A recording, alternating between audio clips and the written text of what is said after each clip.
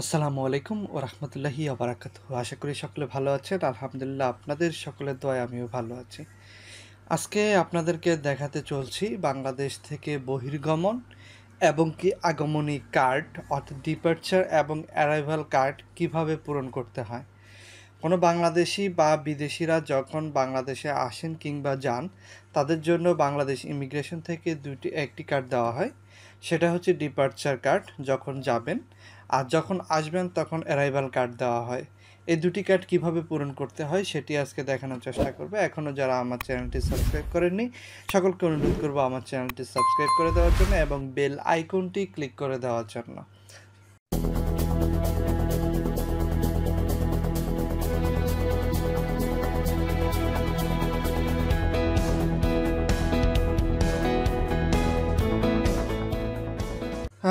বাংলাদেশ থেকে যারা বিভিন্ন দেশে ঘুরতে যান, যাওয়ার সময় প্রথমত ইমিগ্রেশন থেকে একটি কার্ড দেওয়া হয়, সেটি হচ্ছে ডিপার্চার কার্ড।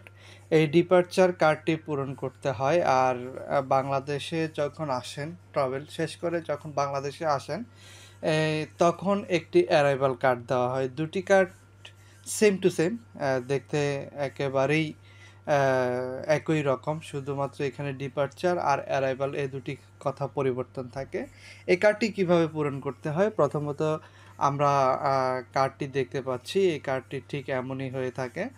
প্রথমত নাম, এক নম্বরে রয়েছে নাম, অর্থাৎ আপনার পাসপোর্টে যেভাবে আপনার নামটি রয়েছে, পুরো নামটি, সেই পুরো নামটি এখানে লিখতে হবে।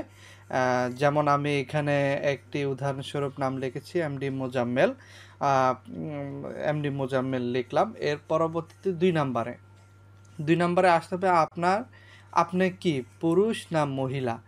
যদি পুরুষ হয়ে থাকেন তাহলে পুরুষে টিক দিবেন, আর যদি মহিলা হয়ে থাকেন তাহলে মহিলাতে টিক দিবেন। 3 নম্বরে এখানে লিখতে হবে আপনার জন্ম তারিখ, অর্থাৎ আপনার পাসপোর্টে যেভাবে আপনার জন্ম তারিখটি রয়েছে সেই জন্ম তারিখটি এখানে লিখতে হবে। আমি এখানে উদাহরণস্বরূপ লিখেছি 25/7/1990।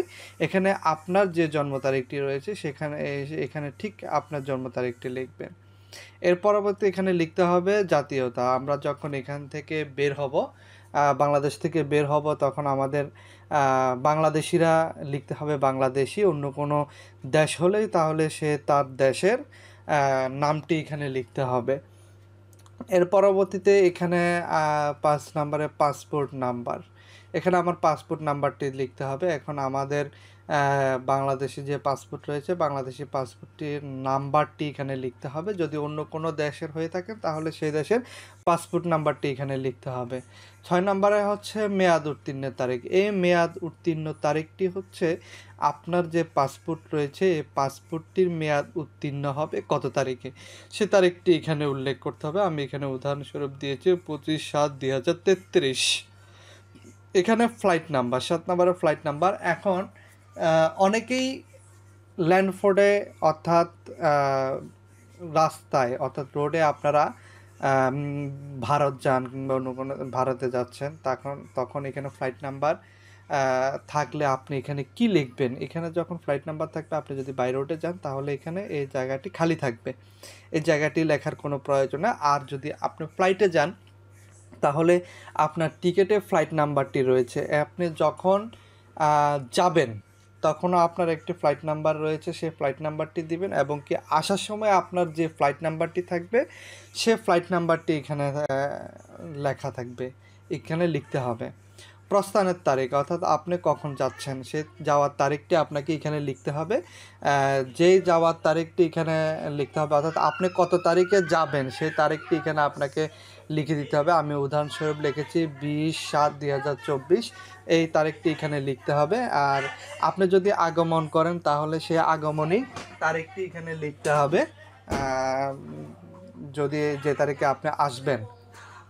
9 নম্বরে আছে বাংলাদেশে অবস্থানকালীন ঠিকানা, অর্থাৎ কেউ যদি বাইরে থেকে বাংলাদেশে আসেন তাহলে এখানে আপনাকে বাংলাদেশে কোন জায়গায় থাকবেন সেই ঠিকানাটি এখানে লিখতে হবে। সেই ঠিকানাটি লিখে এখানে আপনি প্রকাশ করতে হবে আপনি বাংলাদেশে কোন জায়গায় ছিলেন বা থাকবেন। বাংলাদেশি নাগরিকদের জন্য অর্থাৎ এই জায়গাটি 10 নম্বরটি বাংলাদেশি নাগরিকদের জন্য। এখানে ভিসা নাম্বার রয়েছে, প্রথমত এ নাম্বারে ভিসা নাম্বার রয়েছে, একটা ইন্ডিয়ান ভিসা নাম্বারের সাদৃশ্য আমি লিখেছি।